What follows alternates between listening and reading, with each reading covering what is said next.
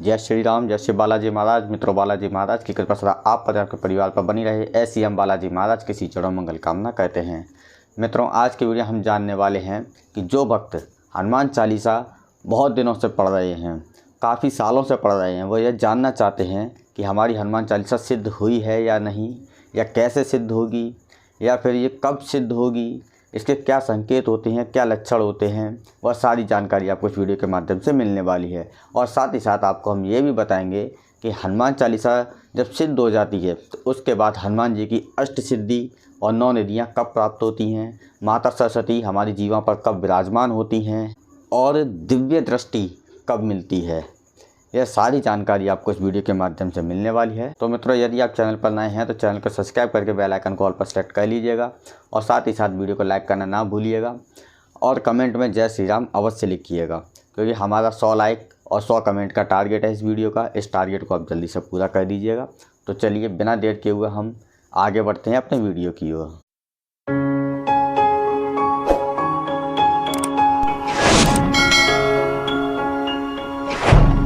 अब देखिए, हनुमान चालीसा क्या है, कोई साधारण ग्रंथ नहीं है।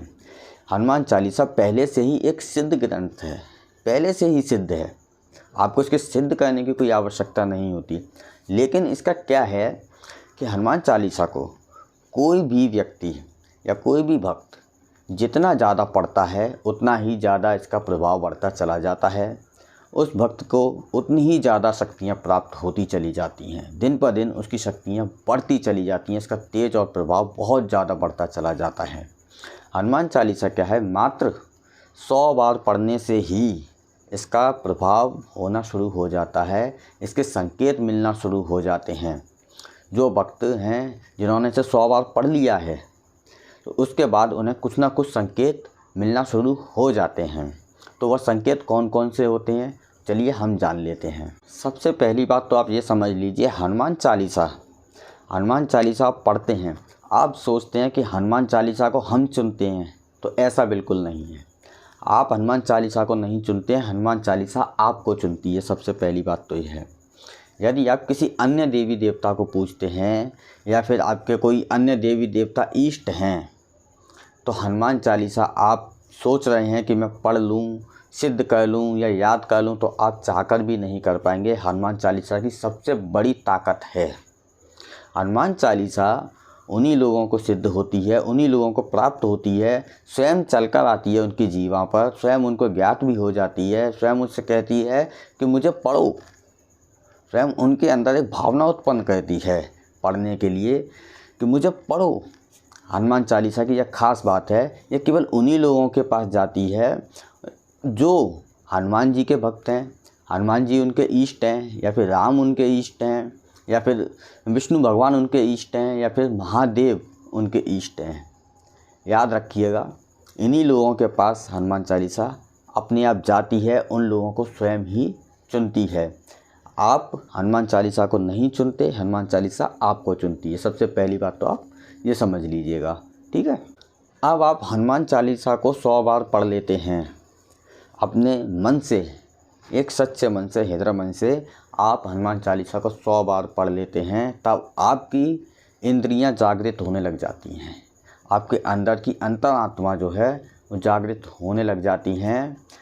आपको ऐसा लगेगा कि हनुमान जी आपको अपनी ओर आकर्षित कर रहे हैं, हनुमान जी आपको अपनी ओर खींच रहे हैं। एक खिंचाव सा महसूस होगा आपको उत्पन्न। आपको लगेगा कि मैं हनुमान चालीसा की भक्ति करूं, उनसे और ज़्यादा आपका ऐसा रिश्ता लगेगा आपको कि इनसे मेरा पता नहीं कितना पुराना रिश्ता है। आपका मन करेगा उनके भक्ति करने का, उनकी सेवा पूजा करने का। जब आपकी हनुमान चालीसा 100 बार पूर्ण हो जाएगी, उसके बाद आपको सबसे पहले तो ये संकेत मिलना शुरू हो जाते हैं। पहला संकेत तो ये होता है। फिर आप और भी ज़्यादा हनुमान चालीसा पढ़ने लगेंगे, तब आपके विचार बदलना शुरू हो जाएंगे। आपके विचार कुछ इस प्रकार से बदलेंगे कि आप जो है जब पूजा करेंगे तो पूजा करते समय कुछ ना कुछ आप परिवर्तन करने लग जाएंगे। आपका दिमाग कहने लगेगा कि मैं जो है जनेऊ धारण कर लूँ, मैं अब चंदन लगाना स्टार्ट कर दूँ, मैं जो है हनुमान जी को ऐसा भोग लगाऊं, नहीं ऐसा नहीं, ऐसा भोग लगाऊं, अच्छा से अच्छा भोग लगाऊं, हनुमान जी के लिए जल भर कर रखूं। हनुमान जी आएंगे, मंदिर में हनुमान जी भोग लगाएंगे। इस प्रकार के आपको जो है अंदर भावना पैदा होने लग जाती है। सबसे पहले ये विचार आपके बदलने लगते हैं। फिर आप और भी ज़्यादा हनुमान चालीसा पढ़ने लग जाएंगे आप, तब आपका जो है मन कमज़ोर हो जाएगा। मन का कमज़ोर होने का आप मतलब समझते हैं? मन का कमज़ोर होने का मतलब है आप मन पर विजय प्राप्त कर रहे हैं। यानी कि अभी तक आप मन के वश में थे, अब आपका मन आपके वश में होना शुरू हो जाएगा। जैसे कि आप तामसिक पदार्थों को छोड़ते चले जाएंगे अपने आप अंडा, शराब, प्याज, लहसुन, मांस, इन सब चीज़ों का आप त्यागन करते चले जाएंगे। गलत जो चीज़ें हैं, आप कोई भी गलत काम करते हैं, गलत शौक़ करते हैं, उनसे आप दूर हटते चले जाएंगे अपने आप। आपको पता ही नहीं चलेगा कि आप कब छोड़ रहे हैं इन सब चीज़ों को। आपका मन, इंद्रियां खुद कहेंगी कि नहीं नहीं, ये सब गंदी चीज़ें मुझे नहीं करना चाहिए। आपकी इंद्रियां खुद कहेंगी, आपको खुद उनसे जो है नफ़रत होने लग जाएगी, ऐसी चीज़ों से, तामसिक पदार्थों से। अपने आप आपको कोई ज़बरदस्ती नहीं करवाएगा, आपको कोई ज्ञान देने वाला नहीं होगा उस समय, आपको कोई बताने वाला नहीं होगा। आप किसी गुरु से भी पूछेंगे, आपको ऐसा नहीं कि कोई गुरु है, आपके ऊपर किसी ने दबाव डाला है, ऐसा कुछ नहीं होगा। आपकी इंद्रिय अंतरात्मा खुद आपसे कहेगी कि जो है इसे छोड़, ये सब गलत चीज़ें हैं। आपके अंदर ऐसे विचार उत्पन्न होना शुरू हो जाएंगे और आप करेंगे उस काम को। आप तामसिक पदार्थों को बंद करना शुरू कर देंगे। आपका दूसरा संकेत ये मिलना ये शुरू हो जाता है। फिर आप धीरे धीरे ब्रह्मचर्य की ओर बढ़ते चले जाएंगे।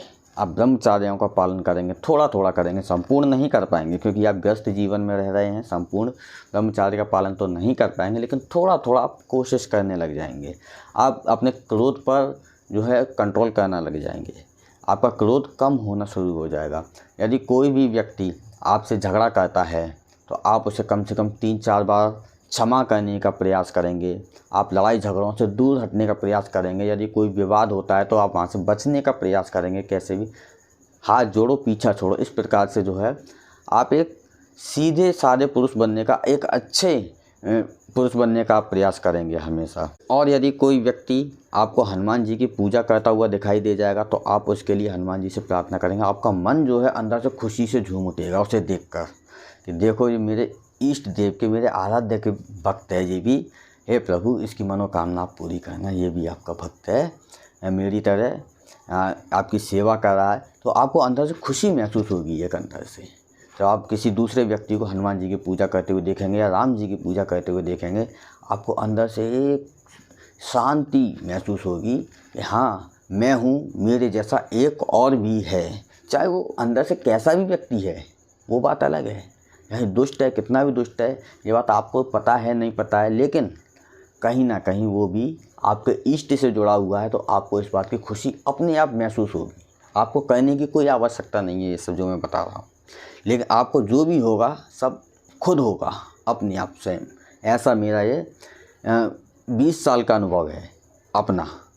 मैं 20 साल से हनुमान चालीसा का डेली पाठ कर रहा हूँ, इसीलिए मुझे इतना अनुभव है। यही मैं आपके साथ में साझा कर रहा हूँ। और आप हमेशा दूसरों की भलाई के बारे में सोचेंगे, जन कल्याण के बारे में सोचेंगे कि मैं कैसे भी एक अच्छा इंसान बनूं, दूसरों के लिए मैं मदद करूं, दूसरों की सहायता करूं, कुछ ना कुछ। आपके विचार इस प्रकार के जो है उत्पन्न होना शुरू हो जाएंगे और आप ज़्यादा से ज़्यादा मौन रहना पसंद करेंगे।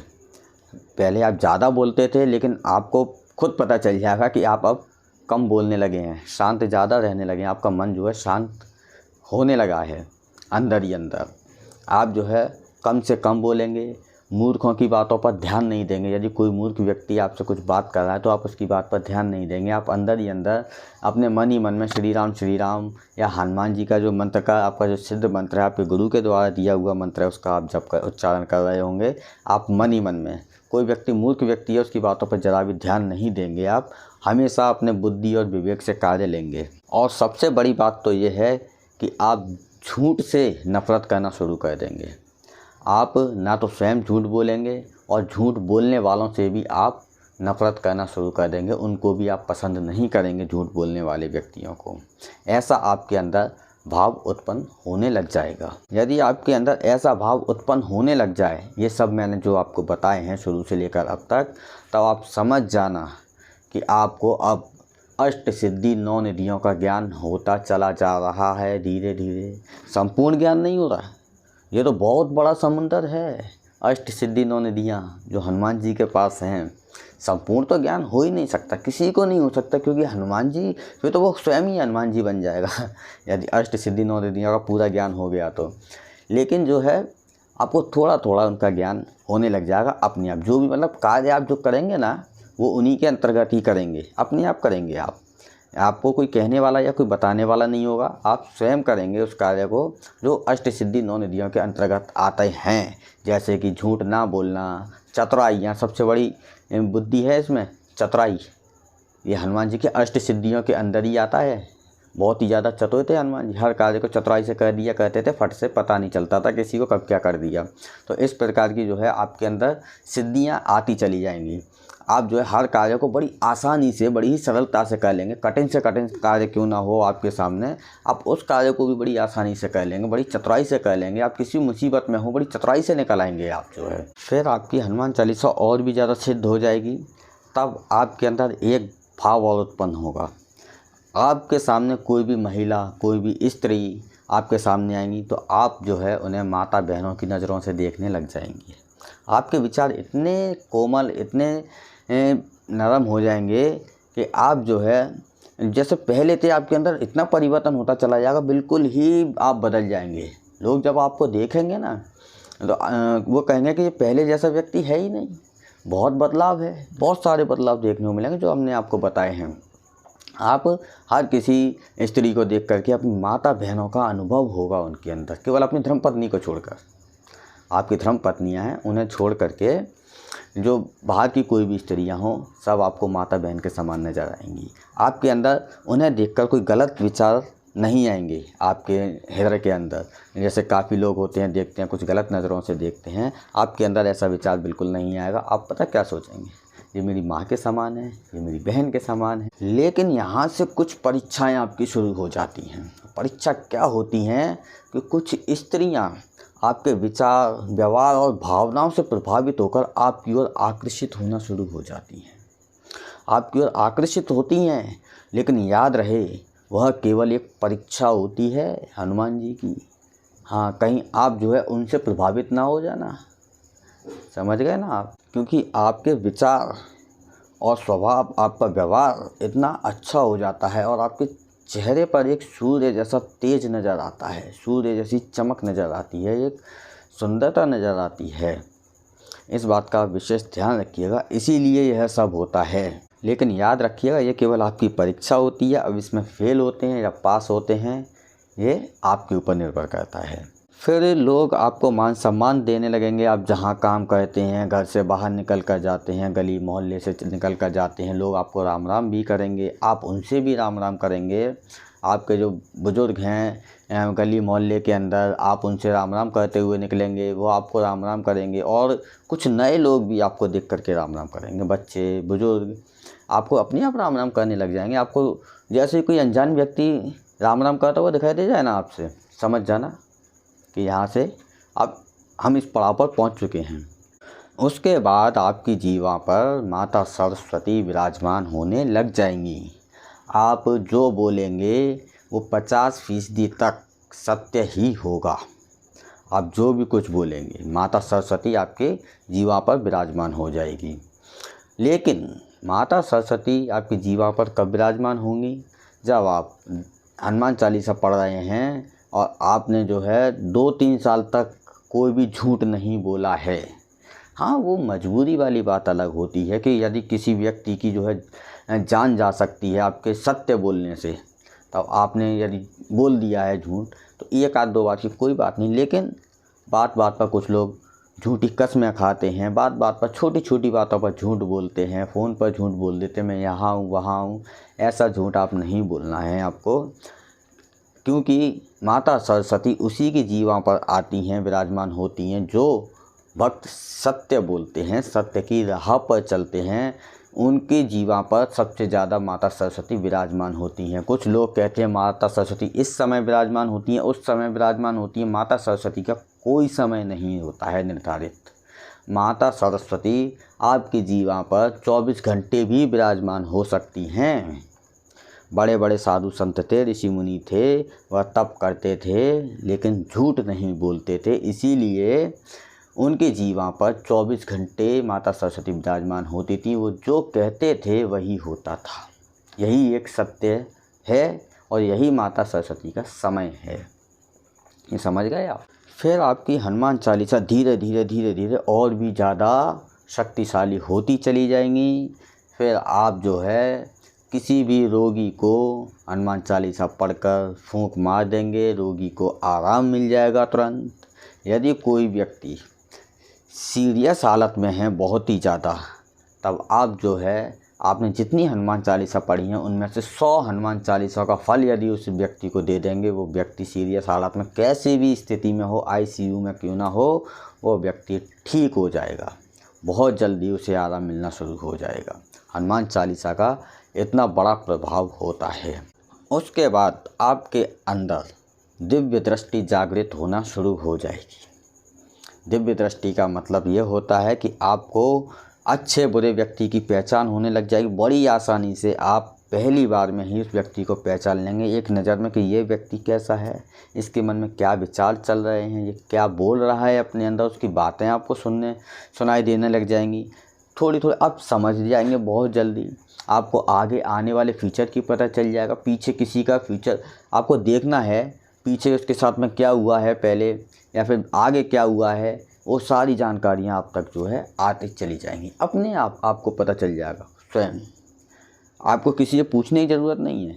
हमारे पास तो चलो दूत महाराज हैं, लेकिन आपको दूत महाराज की भी आवश्यकता नहीं है। आपको स्वयं आपके अंदर की इंद्रियां बताएंगी। हमारे जो अंदर इंद्रियां होती हैं वो स्वयं ही बताती हैं कि ये व्यक्ति ऐसा है, इसने ये काम किए हैं, इसलिए से ये फल मिला है और ये आगे ये काम करने वाला है, ऐसे ऐसे काम कर सकता है। आपको वो सारी चीज़ें पता होना शुरू हो जाएंगी कि कल क्या होने वाला है। आप धूप निकल रही है, मान लीजिए धूप निकल रही है और आपने बोल दिया कि बारिश होने वाली है। ये आपको पता नहीं है कि बारिश होने वाली है, लेकिन आपके अंदर की इंद्रियों ने बोल दिया जो होने वाला है वो सत्य होकर रहेगा। अब लोग क्या कहेंगे कि इस व्यक्ति ने सत्य बोला, काली जुबान है, इसकी भविष्यवाणी सत्य है। ये आपको तो पता नहीं, आपकी इंद्रियों ने तो बोला, चाहे वो मजाक में ही बोला, कैसे भी बोला। तो इसी को दिव्य दृष्टि बोलते हैं, इसी को माता सरस्वती का विराजमान होना बोलते हैं। जब माता सरस्वती विराजमान हो जाती हैं तभी दिव्य दृष्टि हमारे शरीर के अंदर प्रवेश होना शुरू हो जाती है। तो मित्रों, हनुमान चालीसा इस प्रकार से सिद्ध होती है और हनुमान चालीसा का सही संकेत यही होता है। तो मित्रों, यह जानकारी आपको कैसी लगी हमें कमेंट बॉक्स में अवश्य बताइएगा। और यदि आप चैनल पर नए हैं तो चैनल को सब्सक्राइब करना ना भूलिएगा। वीडियो यदि अच्छा लगा हो तो वीडियो को लाइक और कमेंट में जय श्री राम अवश्य लिखिएगा। आज की वीडियो में इतना ही। धन्यवाद। आपका दिन शुभ हो। जय श्री राम।